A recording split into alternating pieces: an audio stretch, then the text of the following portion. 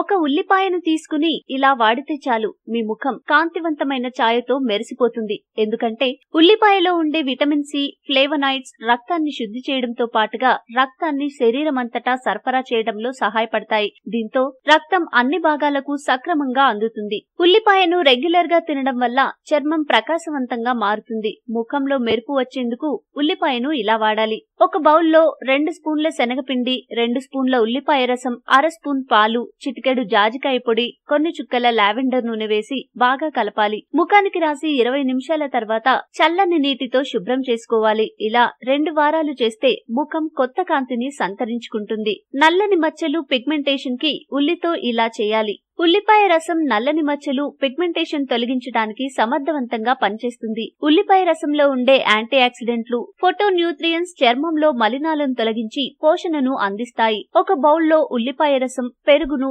సమాన పరిమాణంలో తీసుకుని బాగా కలిపి ముఖానికి రాసుకోవాలి. 10 నుండి 15 నిమిషాల పాటు సున్నితంగా వృత్తాకార కదలికలతో మసాజ్ చేయాలి. ఇలా 10 రోజుల పాటు చేస్తే ముఖంలో అనూహ్యమైన ఫలితాలు కనిపిస్తాయి.